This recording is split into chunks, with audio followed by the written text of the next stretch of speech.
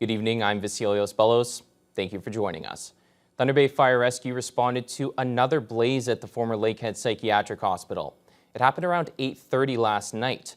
Crews arrived to find smoke coming from the front of the building, and they were able to get the situation under control fairly quickly. 4 pumpers responded to the blaze, which remains under investigation. This comes less than 2 months after Fire Rescue put out a separate blaze at the building, which has been closed since 2018. Over to Mount Baldy, where there was a unique fundraising event this morning, which had competitors race up the main hill 12 times.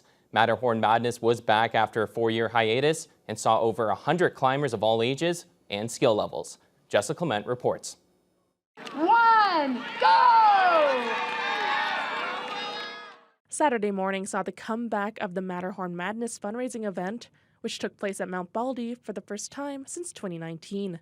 Competitors were challenged to race up the main hill 12 times, which would be equivalent to the distance between the base camp and summit of the actual Matterhorn in the Swiss Alps. Roots Community Food Center Executive Director Aaron Beagle says the race could be completed individually or in teams. Individuals go up and down on their own the entire time. It's grueling. It's incredible that they sign up. And this year we have 14 people doing it solo, which is the most we've ever had. It's a kind of a different race for them. And they have to be in a totally kind of different mindset to do it. And then we have teams, and there's teams who are like family teams or colleagues or just friends. You can put together this, whatever size of team you like, up to 12. And you have to do 12 ups cumulatively as a team. So if you have 12 people, you each do 1 lap. If you have 6, you each do 2. The event allowed climbers of all ages and skill levels to compete, and this year saw 120 participants. Was it really challenging getting up that hill, or did you find it pretty easy?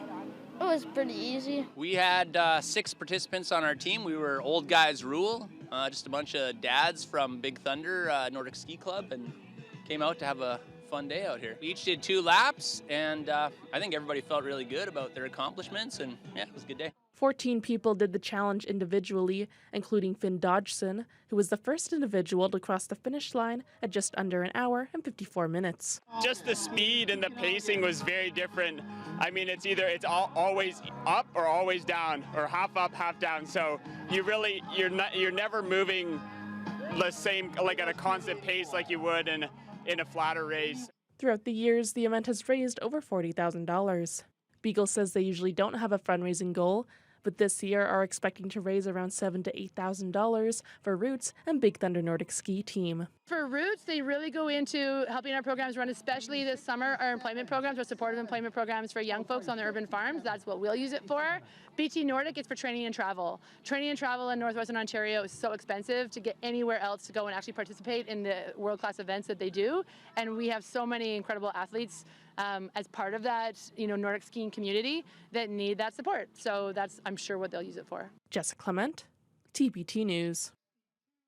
Collectors, hobbyists, and area residents made their way out to Oliver Papoonge Heritage Park this afternoon for an event focused on celebrating all things classic.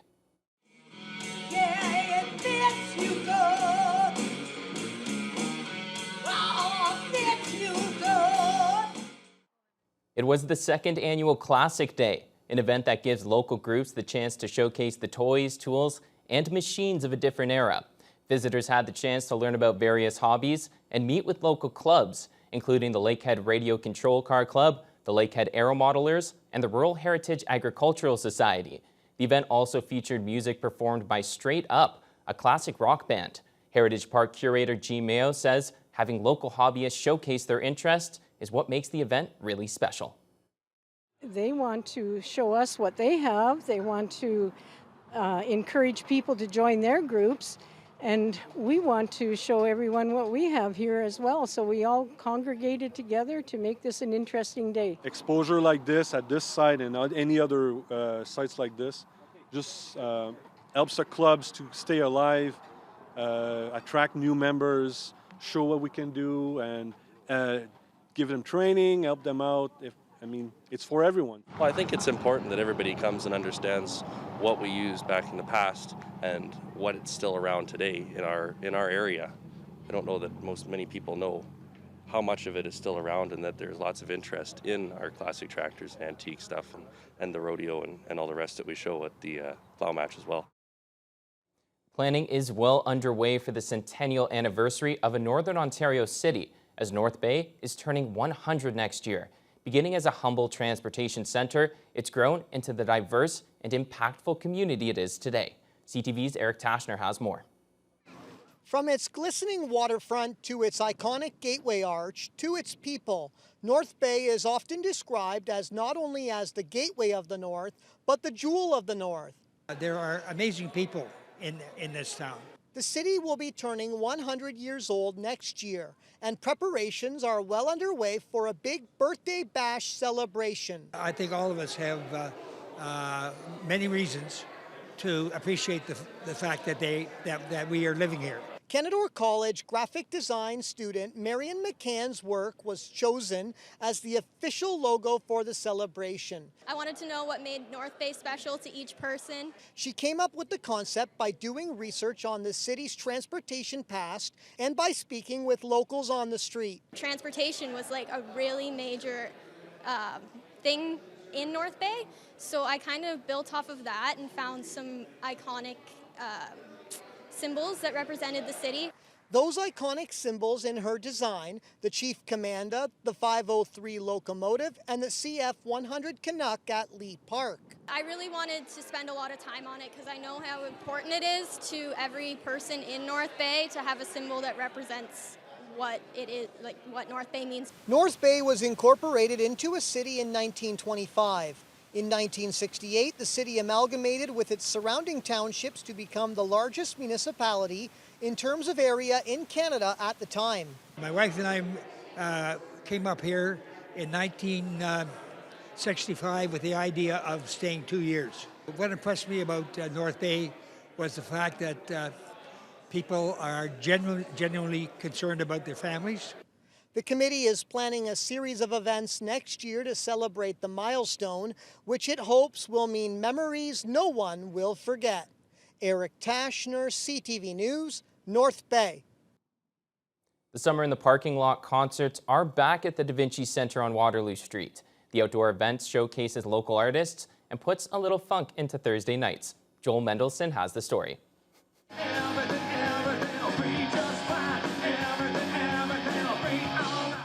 This is the first year that Summer in the Parking Lot is being run by the Superior Multicultural Music Development Society, along with title sponsor NORCAT, although it's the third year that these concerts are taking place. The shows happen every Thursday night from 6 to 10 outside the Da Vinci Centre. This week's show featured Rock Bottom and 2 other local bands. Society board member Chrissy Kloss says it's a great night out. We're featuring primarily all local artists playing at the show.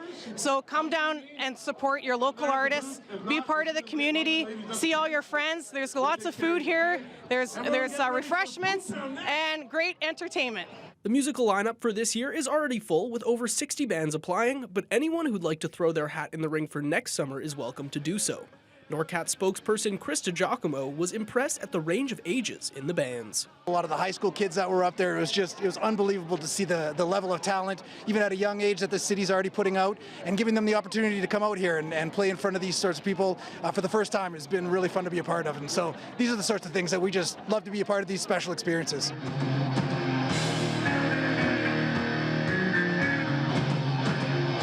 Kloss says the final show on August 29th will feature some giveaways.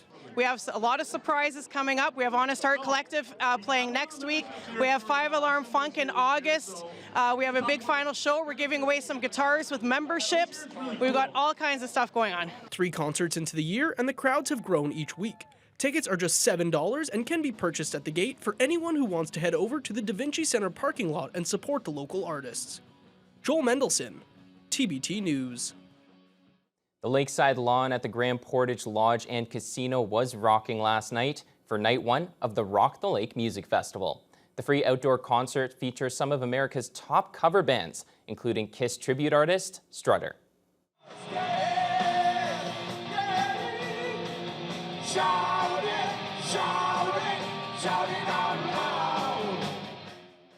Strutter has been putting on the makeup and playing Kiss's biggest hits for over 30 years. They opened the show at Grand Portage last night under sunny skies right next to Lake Superior. This was the first outdoor concert at Grand Portage in over a decade. Around 500 Rock fans turned out for the show, including plenty of people from Thunder Bay.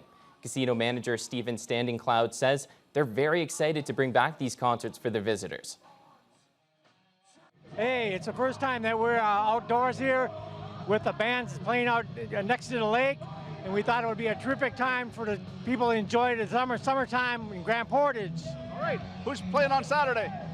We're going to have Southern Express and Free Falling. Southern Express plays more of the Southern rock, and it's going to be things like Leonard Skinner, and Free Falling plays Tom Petty. Excited for that? Oh yeah, we're always excited to have music on in Grand Portage.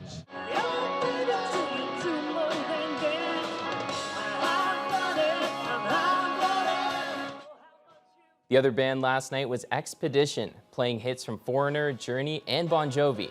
Tonight's free concert begins at 7 o'clock Thunder Bay time and wraps up around 11 p.m. Spectators are encouraged to bring their own lawn chairs. We're now joined by sports anchor Joel Mendelson. Joel, the Border Cats kicking off that second part of their season a few days ago, looking to get back on the winning way. Yep, new part of the season, some new additions to the team, and safe to say they are making an addition.